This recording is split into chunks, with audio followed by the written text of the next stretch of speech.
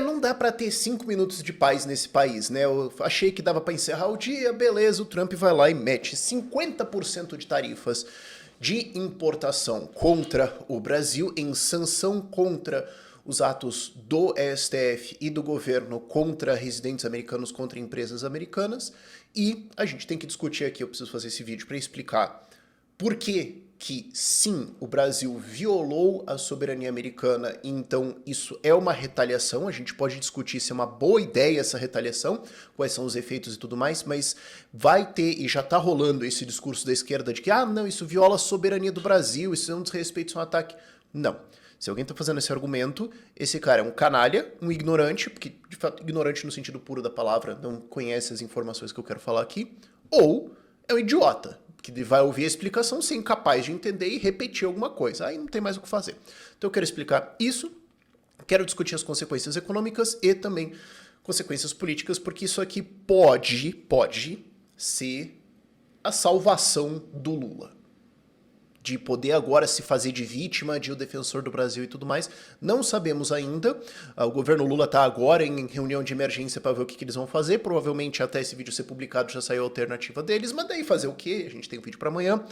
Vamos aos fatos. Primeiro, a carta do Trump anunciando as sanções. Eu não vou ler ela inteira aqui, mas assim, o que é interessante de ver é que é uma redação completamente copy-pasta.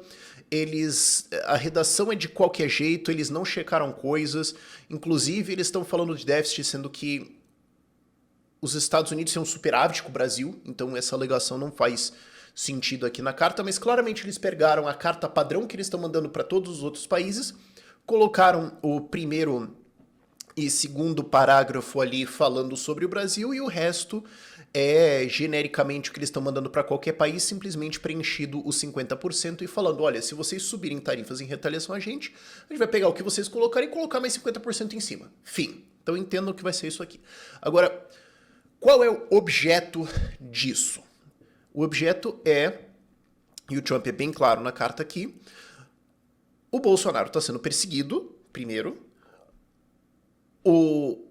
a Suprema Corte Americana e o governo brasileiro estão atacando a liberdade de expressão, inclusive emitindo ordens secretas e ilegais de censura contra redes sociais americanas, ameaçando com milhões de dólares em multas e remoção de plataformas no Brasil e tudo mais.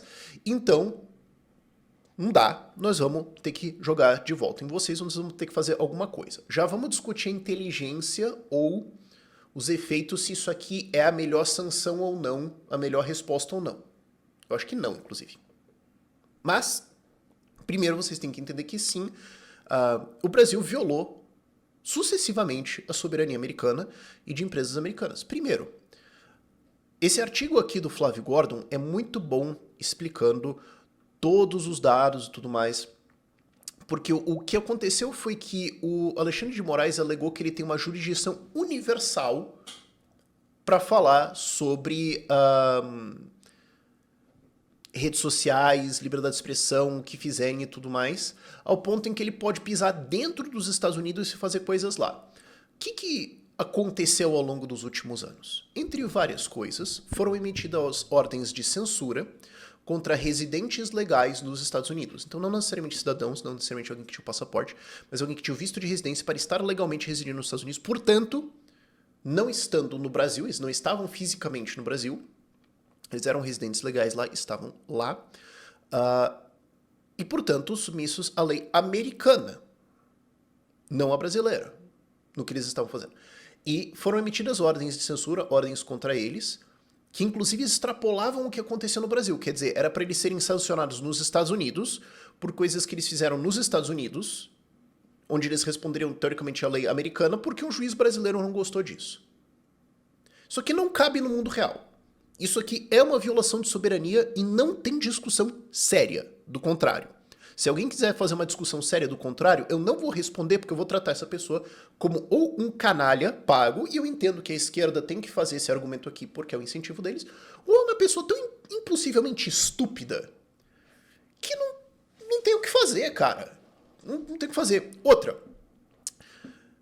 O Moraes já responde processo nos Estados Unidos por ações dele contra o Alan dos Santos e contra o Rumble. Ele quis punir o Rumble internacionalmente por o que o Rumble está fazendo aqui no Brasil. Não cabe no mundo real isso. Outra coisa, isso aqui também seria suficiente para encerrar a discussão. Quando teve a briga do Elon Musk com o Xandão aqui, lá em 2024, que inclusive o X tirou seus representantes legais do Brasil, porque estava recebendo ordens ilegais, inconstitucionais, secretas, que se não cumpridas resultariam na prisão dos seus representantes legais. E vale lembrar, o Xandão inclusive errou a intimação. Mandou ir pra cima de gente que já não tinha mais nem nada a ver. É assim, esculacho completo. Quando não tinha mais isso, ele mandou congelar as contas da Starlink. A Starlink é outra empresa do Elon Musk, que o Elon Musk é sócio, que também opera no Brasil, que tem contas aqui e tudo mais, mas que tem outros sócios, que é uma empresa distinta, que tem outros sócios que não tem nada a ver com isso. Então, outros sócios e outra empresa... Desculpa, eu tô ficando meio sem voz. Então, outros sócios, uma empresa legalmente distinta, americana, tomou sanções no Brasil por causa das ações de uma pessoa de uma empresa outra distinta. Não tem como defender isso aqui. Isso aqui é violação de soberania. E não adianta o Lula vir com essas coisas assim de não, mas é que são assuntos internos. O Lula estava semana passada na Argentina, defendendo a liberdade da Cristina Kirchner, condenada por corrupção.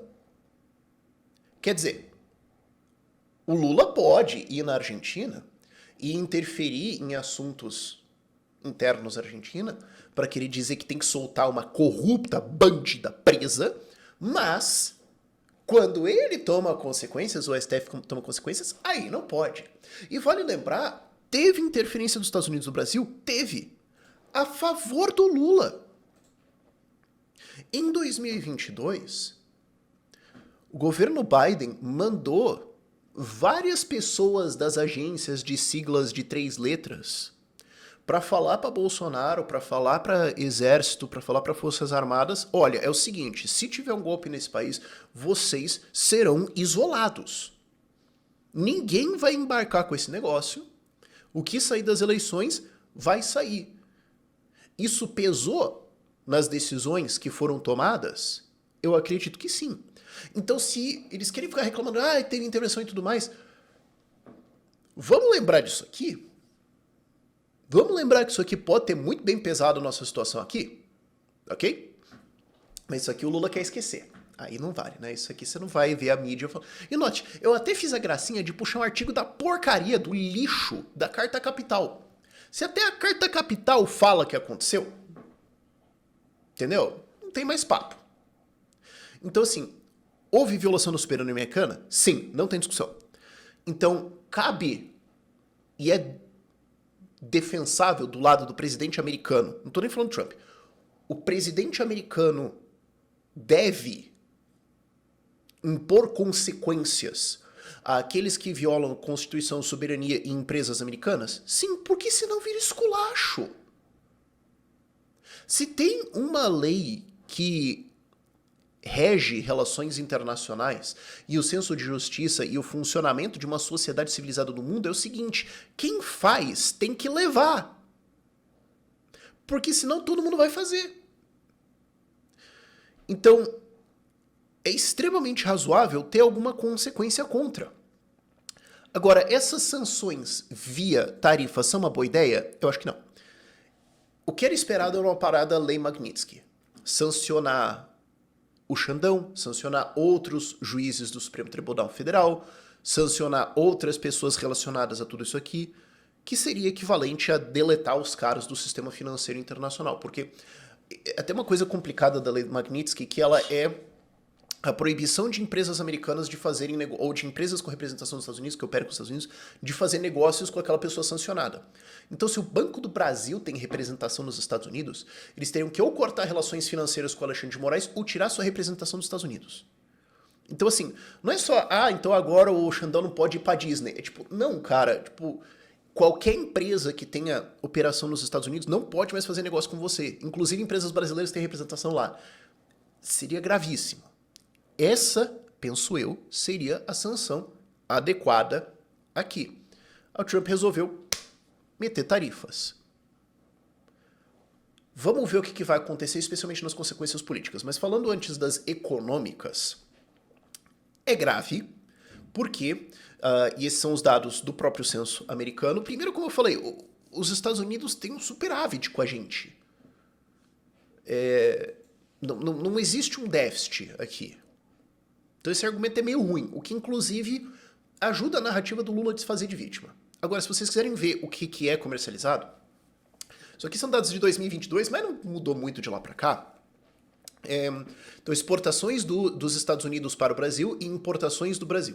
Então, o que eles importam da gente? Produtos agrícolas, uau, surpresa, óleos, minério, cimento, químicos, plásticos. Cara, o Brasil é um exportador de commodity, é isso que a gente manda para eles, ao tom de, em 2024, 42 bilhões de dólares. Cara, é grana.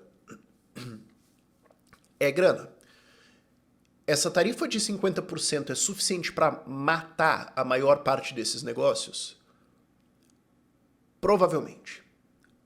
Provavelmente as empresas que dependem dessa exportação, que exportam maquinário, metais, foi todo mundo de arrasta. Não que isso seja bom para a economia americana também. Tem um estudo muito interessante que mostra que quando o Trump colocou sanções lá atrás em cima de aço e alumínio, ele conseguiu gerar 1.000 empregos em produzir aço e alumínio e destruir 75 mil empregos de empresas, de indústrias que dependiam desse aço e alumínio para fazer produtos, que encareceu e tudo mais, perdeu emprego. Então assim, por isso que não é um bom instrumento, porque assim, não só ajuda politicamente o Lula, mas tarifas são destrutivas economicamente para os dois lados. Inclusive, a coisa que agravou a crise de 1929 não foi a crise de 1929 em si, mas o fato de que em 1930, o imbecil do Hoover aprovou a maior tarifa em mais de 100 anos nos Estados Unidos, acho que era em torno de 100 anos, alguma coisa assim, mas chegou no maior patamar de tarifa que eles já tiveram de importação contra todos os países, que foi a tarifa Smoot-Hawley, que destruiu o mercado de exportações americano quando os outros países retaliaram e aumentou custos internamente. A crise de 29 foi grave, não por causa da crise de 29, mas por causa das ações do Hoover depois. Então, assim, esse tipo de coisa prejudica os Estados Unidos também. Não que o Trump entenda isso. Claramente ele não entende isso desse lado de economia. Ele ainda tem essa teoria de comércio, a parte de econômico, o entendimento econômico dele de comércio internacional parou em algum ponto nos anos 30. Alguma coisa assim. Se bem que lá já sabem que isso não ia dar certo. Mas eles estão se prejudicando nisso aqui também. E se o Brasil retaliar, o que eu imagino que pode acontecer, significa que essas importações também, especialmente de coisas que a gente depende de maquinário, de coisas de transporte, que são difíceis de substituir, de instrumentos ópticos, de coisas médicas, isso pode prejudicar a gente bastante também. Então, não sabemos qual vai ser a retaliação, mas é razoável imaginar que quem tinha algum negócio de exportar para os Estados Unidos, cara, vai ter que achar outro, porque 50% de tarifa, a não ser que o seu produto seja insubstituível. Nem a Embraer, eu acho, que consegue superar isso aqui.